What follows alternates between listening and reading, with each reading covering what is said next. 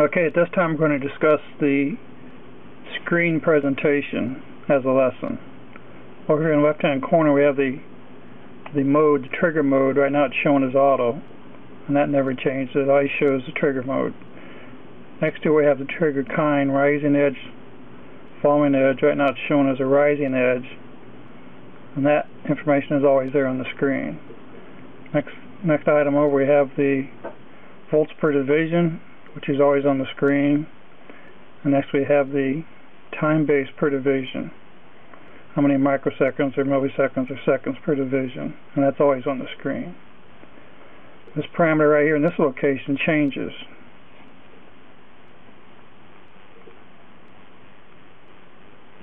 And we'll see what that is in just a moment. Down here in the left hand corner we have the trigger level, and that's always there.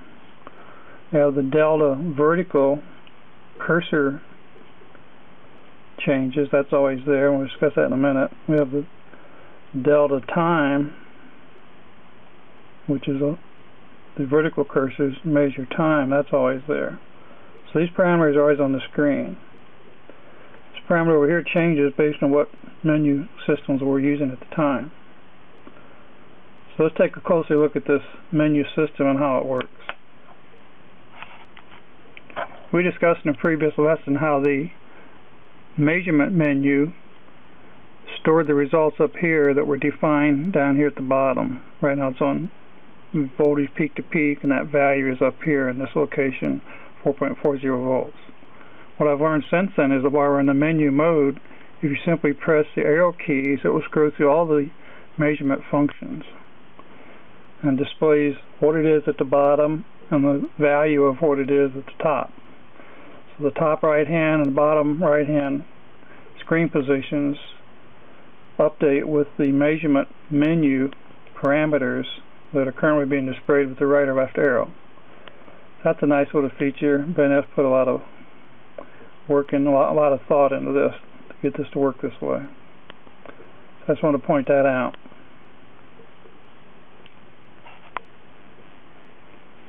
If we scroll up to the YA cursor, which I have right here, the YA cursor, and press the M key to get the pop-up menu, you'll notice we have two cursors, V1 cursor, V2 cursor.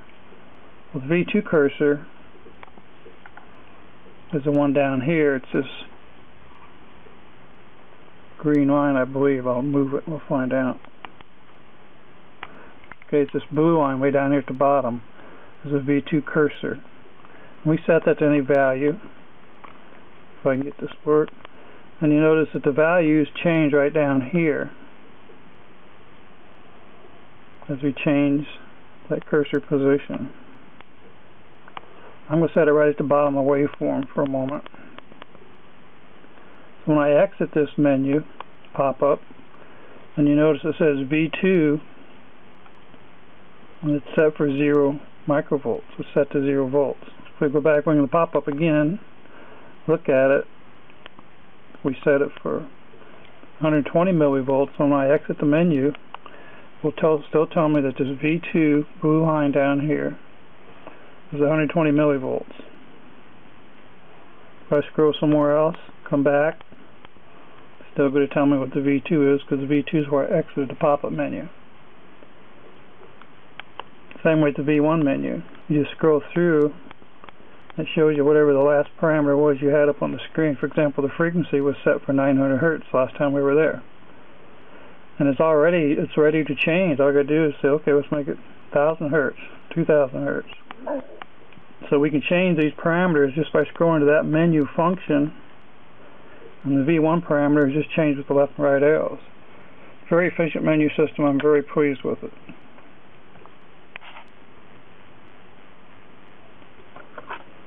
Okay, if we look down here at the T2 cursor, it's 600 microseconds plus in front of the trigger point, and the T1 was minus 600 microseconds, which was 600 microseconds before the trigger point. Then the delta T would be the sum of those two, would be 1200 microseconds. But he didn't have enough digits to display 1200, so he did scientific notation, brought it back to 1.2 milliseconds, which is the same as 1200 microseconds. So that's how you use the T1 and T2 cursors, and this is the difference between the two. Trigger position is pretty straightforward. I think we may have touched on it before. Trigger position simply slides the waveform left to right, and down here at the bottom it tells you how much the trigger position has moved. In this case it's 600 microseconds. Notice once we do an M key exit of this pop-up, trigger position is still shown, and the arrows, when we scroll back to this menu, XA menu, still adjusts the trigger position. So that functionality is always available. Okay, let's assume you've been working for several days on different projects, and today you pick up your scope, you plug in this signal.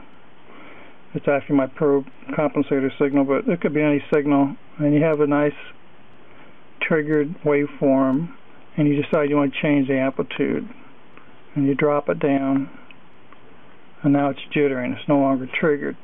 We've lost our trigger. Incidentally, you can always tell for sure if you haven't triggered by going down here to the measurement function and select the frequency. It won't give you a frequency if it's not triggered. That's a real quick and dirty way of proving that a signal is not being triggered. If we go up here and change our VD back up here, notice it says 5 kilohertz. It's being triggered at this time. But with this volts per division, it's not being triggered. So what's going on? Well, first thing you might think is trigger level's wrong. So let's go down here and take a look at the trigger menu. And the trigger level is already enabled, so we'll scroll the trigger level up or down. Yep, the trigger is within the waveform. Should be an edge found there where that trigger level is, but it's not finding it. Why is that? Well, in this particular case, something you set a day or two ago you forgot about, and that's your trigger sensitivity. If we go down here and look at our trigger sensitivity, you can see down here at the bottom it says the delta sensitivity is 1.6 volts. So if we run the right arrow keys, we can see the trigger sensitivity levels.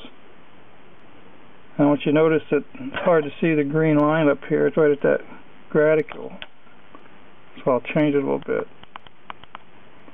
Notice that the trigger sensitivity range does not include a transition of the waveform, so it's not being synchronized. It can't find a transition between that line and this line, which is your trigger sensitivity.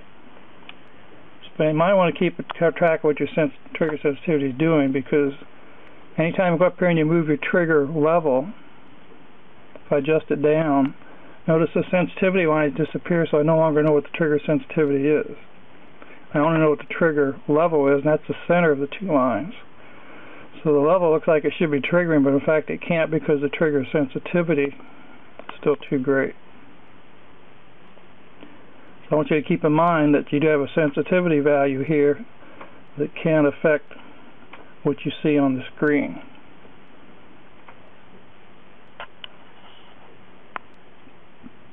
One other issue with the trigger sensitivity is that, let's say I want to develop a range of levels from, see where this overshoot is occurring.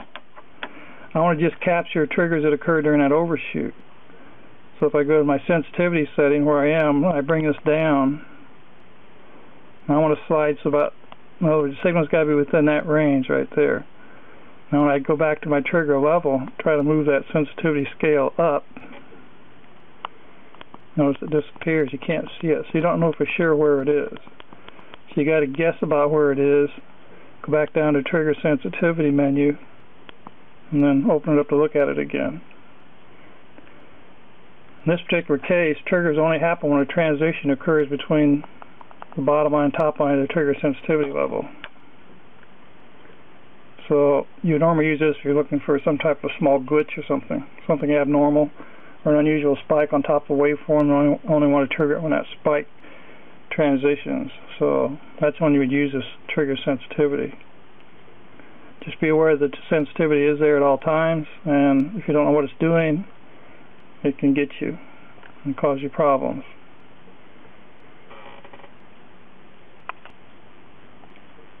What I'm going to do now is adjust the sensitivity, so that it can only trigger on that very upper portion of that overshoot. So we change the level, move it up a little bit. I know it's just being triggered on that overshoot now, but you don't see any sensitivity unless you go to the sensitivity scale, and then you have to make a change before the lines show up. You do have it down here telling you what it is, but the lines don't show up until you make a change. Once you make a change, then you see the two sensitivity lines.